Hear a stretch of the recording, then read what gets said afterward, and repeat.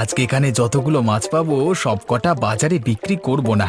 একটা বাবুর জন্য নিয়ে যাব, আর একটা আমার ঘরের জন্য নিয়ে যাব। তারপর বাকি যে কটা মাছ আছে সেগুলো বিক্রি করে অনেক টাকা কামাতে হবে। আজকে ভাবছি অনেক মাছ ধরে শুধু আমাদের গ্রামের হাটে না, বাইরের হাটেও বিক্রি করব। তারপর যে টাকা হবে তার কয়েক শতাংশ আমি রেখে দিয়ে বাকিটা বাবুর হাতে তুলে দেব। বাবু জানতেই পারবে না। এরকম করে না চললে আমি জীবনেও বড় লোক হতে পারবো না। আরে ওটা রাখাল না? বেটার ছেলে আজকেও এখানে মাছ ধরতে এসেছে। ওই মুখ পড়া গোপাল আজকেও এখানে মাছ ধরতে এসেছে দেখছি। সকাল সকাল বেটার মুখ দেখলে আমার দিন খারাপ যায়। আর বলি, ও গোপাল, মাছ ধরবার আর কি জায়গা পাওনি নাকি? আমি যেখানে যাব সেখানেই পিছু পিছু চলে আসতে হবে। কেন, এই নদীটা কি কেউ কিনে রেখেছে নাকি, যে তুমি যা বলবে আমাকে তাই মেনে নিতে হবে? আর আমি তোমার পেছু পেছু আসতে যাব কেন? তুমি বরং আমাকে অনুসরণ করে এখানে এসেছো। মুখ সামলে কথা বল গোপাল। তোর মতো বেয়াদব লোক আমার অনেক দেখা আছে। বেশি বড় বড় কথা বললে নৌকার দাঁড় দিয়ে মাথা ফাটিয়ে এই নদীর জলে ফেলে রেখে দেব। কি, তোর এত বড় সাহস? তুই নাকি আমার গায়ে হাত তুলবি? এই নদীতে মাছ ধরতে আসাই তোর বন্ধ করে দেব রাখাল। তোর দিন দিন বড্ড বার বেড়ে যাচ্ছে। কি করবি তুই? তোকে কিছু করব না। আমি তোর চোখের সামনে এইখানে মাছ ধরবো। দেখি তুই আমাকে কি করতে পারিস। বেশ, দেখা যাক কে আজকে বেশি মাছ পায়।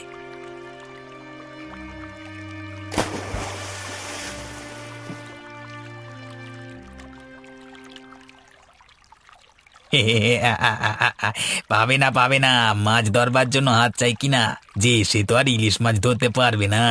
মুখে বড় বড় কথা বললে হয় না, কাজে করেও দেখাতে হয়। ঠিক আছে, আমিও দেখে নেব। আজকে মাছ পাইনি তো কি হয়েছে, আমার একদিন সময় ঠিক আসবে। ওই আশাতেই থাকো। তোমার সময় কবে আসে আমি দেখবো।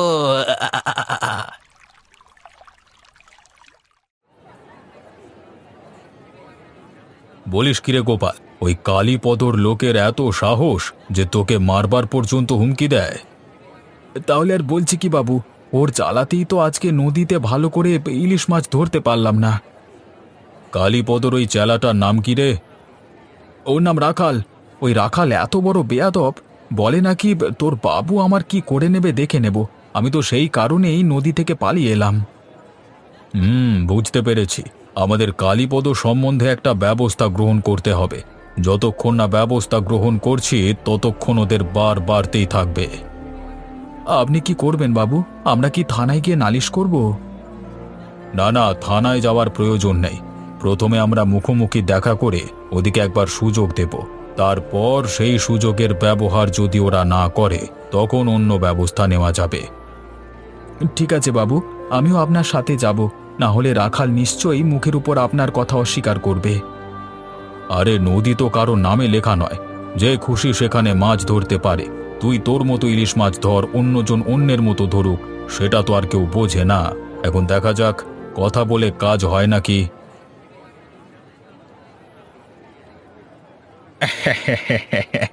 একদম ঠিক কাজ করেছিস রাখাল। ওদেরকে এইভাবেই দাবরানি একবার না দিলে ওরা সোজা হচ্ছিল না। বেটারা আমাকে টেক্কা দিয়ে ইলিশের ব্যবসা করবে, হ্যাঁ? সেটা আমি কিছুতে হতে দেব না। হ্যাঁ, ওদের ব্যবসা আমি চিরতরে তুলে দেওয়ার ব্যবস্থা করব। আজকে ভাগ্য করে আমার জালে গোপালের থেকে অনেক বেশি মাছ উঠে গেছে, তাই জন্য ওকে কথা শোনাবার আরো সুযোগ পেয়ে গেলাম। ওরে নদী মাতাও চায় যে আমরা তার কোল থেকে ইলিশ মাছ তুলে নিয়ে বাজারে বিক্রি করি। আর গোপাল তো অনধিকার প্রবেশ করছে। তা তুই আর কি বলেছিস? আর কিছু বলিনি। এরপরেই গোপাল সেখান থেকে পালিয়ে এলো। আচ্ছা, তবে তুই মাছগুলোকে বাজারে বিক্রি করবার ব্যবস্থা কর, না হলে অনেকটা দেরি হয়ে যাবে। সকাল থাকতে ইলিশ মাছগুলো বিক্রি করে দিলে এই তাজা ইলিশ মাছের দোকান একটু বেশি টাকা মুনাফা কামানো যাবে। হ্যাঁ বাবু, এই আমি যাচ্ছি। আর হ্যাঁ শোন, একটা মাছের দাম প্রয়োজনের তুলনায় একটু বেশি দামে বিক্রি করবি, কথার অন্যথা যেন না হয়। হ্যাঁ বাবু, সে আর বলতে। এক একটা ইলিশ মাছ প্রায় দ্বিগুণ দামে বিক্রি করবো, আপনি দেখুন না। মাছ লাগবে? মাছ, তাজা তাজা ইলিশ মাছ, মাত্র নদী থেকে ধরে আনা খাঁটি ইলিশ মাছ। একবার ভেজে খেয়ে দেখুন, মুখের স্বাদ একেবারে বদলে যাবে। মাছ লাগবে? মাছ নিয়ে যান, নিয়ে যান, তাড়াতাড়ি মাছ নিয়ে যান। আরে ও মাছওয়ালা, আরে এদিকে একবার শুনে যাও বাপু।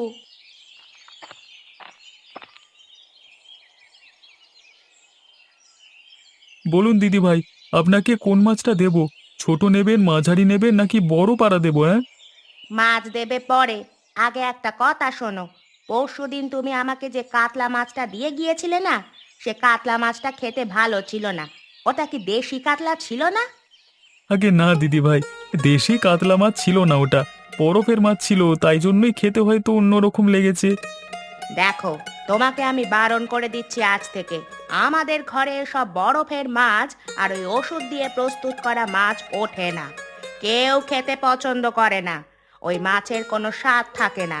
শুধুমাত্র যখন তুমি দেশি মাছ নিয়ে আসবে, সেটা ইলিশ হোক বা অন্য কোনো মাছ, তখনই আমাকে দেবে।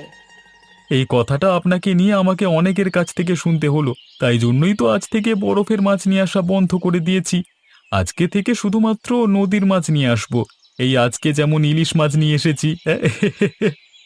ঠিক বলছো তো নগেন, ভালো হবে তো মাছ।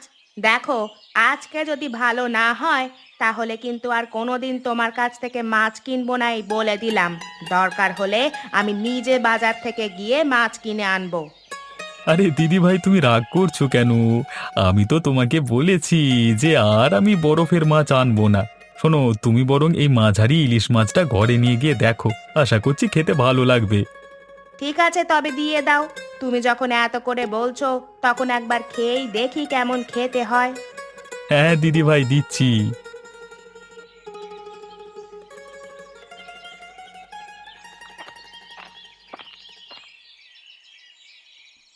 গিন্নি, কোথায় গেলে গো? আমি চলে এসেছি। আরে কি ব্যাপার, আজকে এত বেলা থাকতেই তুমি চলে এলে? নদীতে আজকে মাছ ধরতে যাওনি নাকি? ঘরের ভেতরে চলো, আমাকে এক গ্লাস জল দেবে, তারপর সবটা বলছি।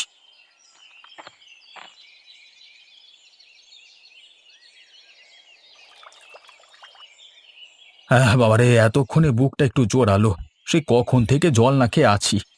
তোমার কি আজকে তাড়াতাড়ি কাজ শেষ হয়ে গেছে? আরে আর বলো না গিন্নি, মাছ ধরতে গিয়েছিলাম নদীতে, কিন্তু একটা মাছও আমার জালে উঠলো না। তার উপর আবার ওই কালীপদর চেলা রাখালের কথা শুনে আসতে হবে, সেটা আমি কোনোদিনই ভাবতে পারিনি। তাই জন্য এত মনটা খারাপ হয়ে গেল। আজকেও কি ঝগড়া করেছো নাকি? আমি না তোমাকে বারণ করেছিলাম ঝগড়া করতে? তোমার কি মনে হয় তোমার কথার অবাধ্য আমি হব? আমি কোনোদিনই ওর সাথে ঝগড়া করিনি।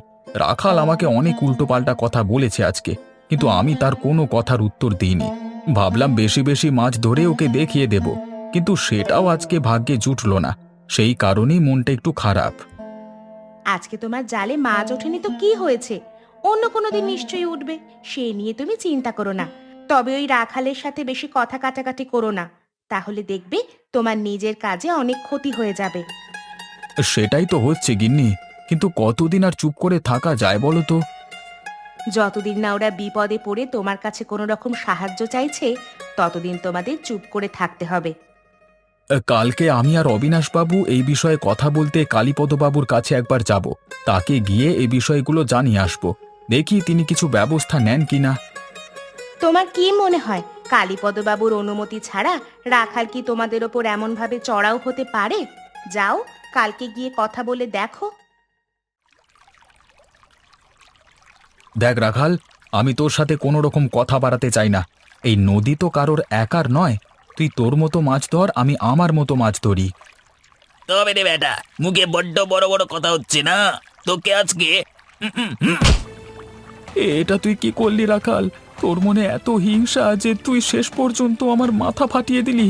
আমি আজকে এক্ষুনি গিয়ে অবিনাশবাবুকে বলছি, দাঁড়া, তারপর পুলিশ নিয়ে তোর ওখানে যাচ্ছি। এই কেলো করেছে রে, এবার কি হবে এখন? এখন সত্যি করে ও যদি পুলিশ নিয়ে যায় তাহলে এখন কি হবে? না না, আমাকে এক্ষুনি বাবুকে গিয়ে সমস্ত ঘটনা বলতে হবে। এই আমি আমি তাড়াতাড়ি চলে যাই এখান থেকে।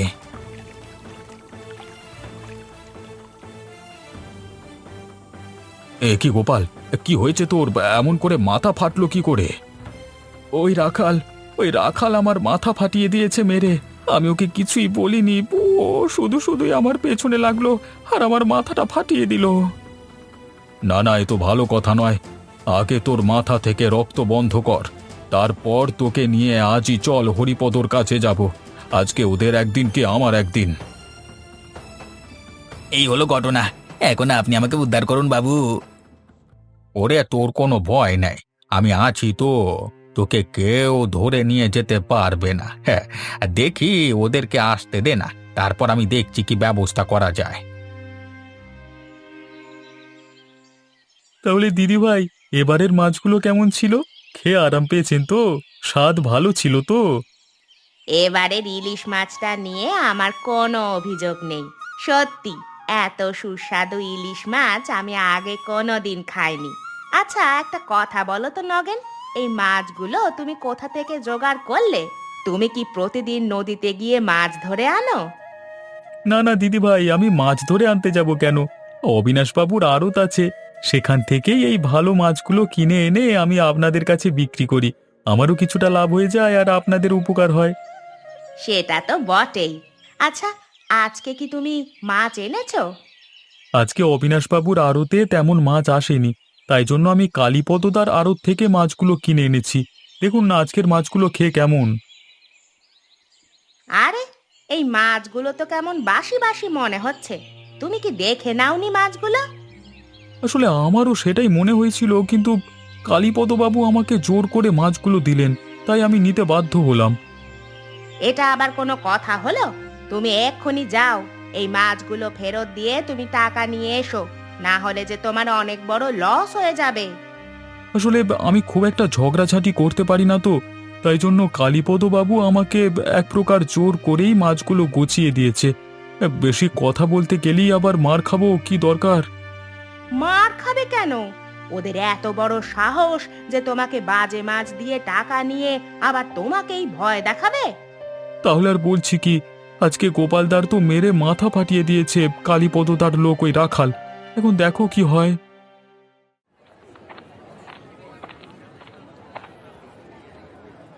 এটা কি হয়েছে কালীপদ?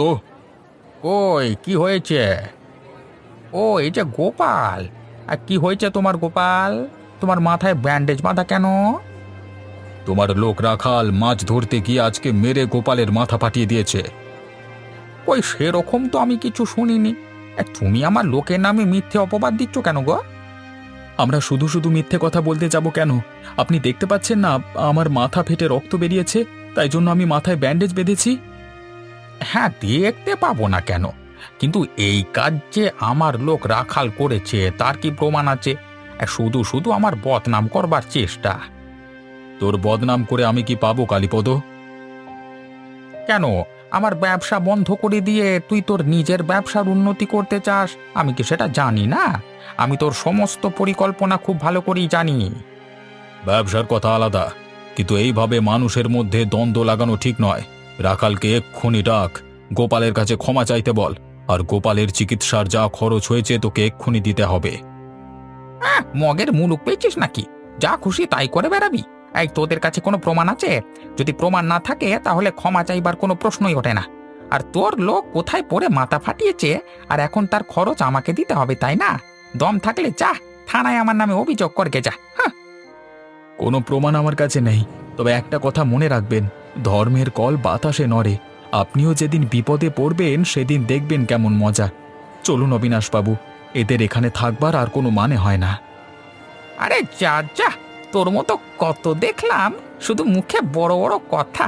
আমার ব্যবসা আমি তোর থেকে অনেক বড় করে তুলবো, দেখে নিস।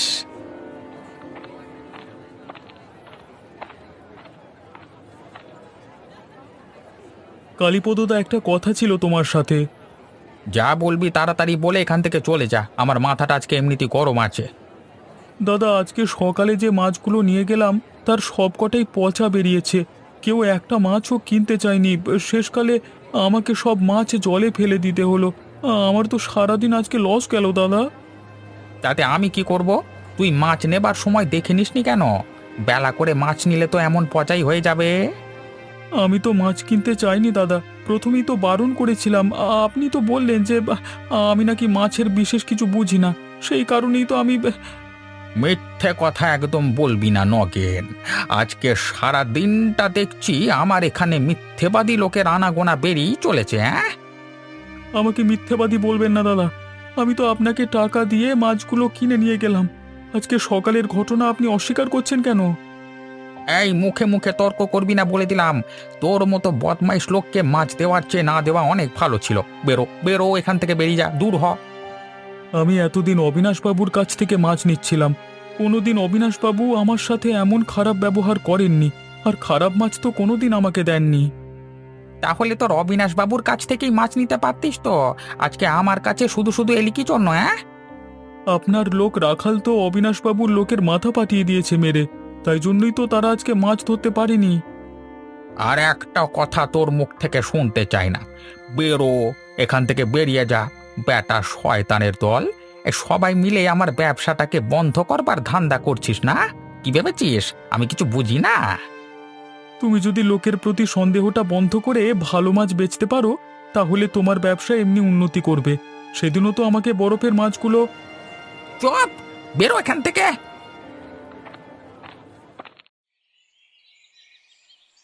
ছি ছি ছি ছি ছি, আমার ভাবতে লজ্জা করছে যে মানুষের হিংসা কত দূর গড়াতে পারে।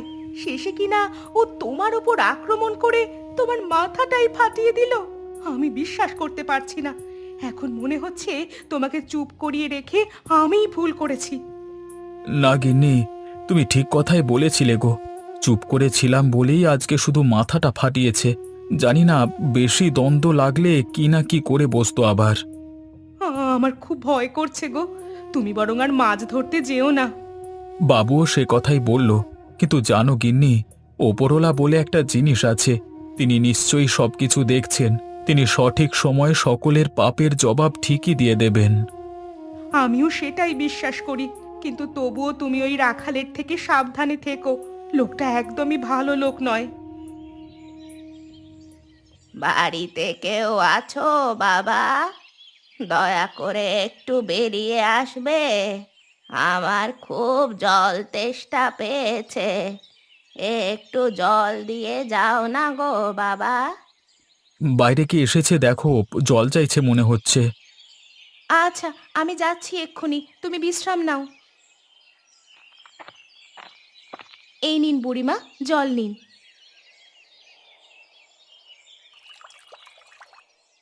বাঁচালি মা, তা তোর মনটা একটু খারাপ বলে মনে হচ্ছে। কি হয়েছে? আর বলবেন না, ব্যবসায় হিংসা করে একজন হিংসুটে লোক আমার স্বামীর মাথা মেরে ফাটিয়ে দিয়েছে, সেই জন্যই মনটা একটু খারাপ। শোন না মা, মন খারাপ করে কোনো লাভ নেই।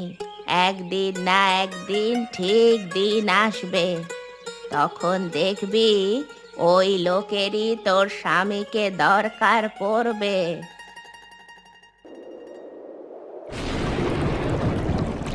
এই রে, এই যে প্রচন্ড ঝড় উঠলো। আজকে এই মাঝ নদীতে না এলে ভালো হতো। তো তেরিকা, কি করতে যে শুধু শুধু আসতে গেলাম। এত ঝড় দিচ্ছে, মনে হচ্ছে তো নৌকাটা উল্টে দেবে। এখন যদি কেউ আমার পাশাপাশি একজন থাকতো তাহলে খুব ভালো হতো।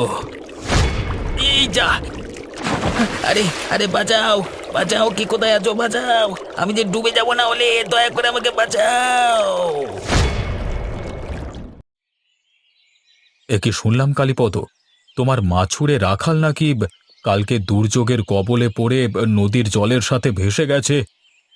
আপনি ঠিকই শুনেছেন। এরকম যে হয়ে যাবে আমি কিছুতেই ভাবতে পারিনি। আমি কালকে জোর করে ওকে পাঠিয়েছিলাম নদীতে মাছ ধরতে। এটা তুমি ঠিক কাজ করনি কালীপদ, ছেলেটা অকালে প্রাণ হারালো।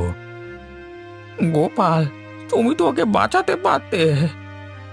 গোপাল কি করে বাঁচাবে? গোপাল কি মাঝ নদীতে মাছ ধরতে যায় নাকি? রাখাল যবে গোপালের মাথা ফাটিয়ে দিল, তারপর থেকে আমি ওকে যেতে দিই না। গোপাল থাকলে নিশ্চয়ই ওকে বাঁচিয়ে নিত। সবকিছুই আমার ভুলই হয়েছে। দুই গ্রামের ইলিশের ভাগে আমি বেশি ভাগ নেওয়ার চক্করে অন্য ব্যবসায়ীদের হটাতে চেয়েছিলাম, আর আজকে তারই ফল ভোগ করছি। এখন আমার ব্যবসার যে কি হবে কে জানে। কি করবেন বলুন? হয়তো এটাই আপনার ভাগ্যে ছিল। সেদিন যদি আপনি আমাদের মধ্যে ঝামেলাটা ঠিক করে দিতেন তাহলে আজকে হয়তো এরকম দিন দেখতে হতো না।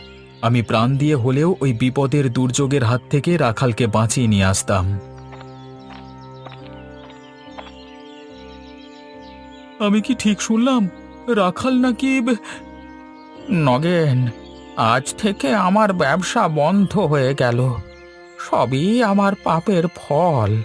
সত্যি, ওপরওয়ালা আমাকে আজকে চরম মার মেরেছেন।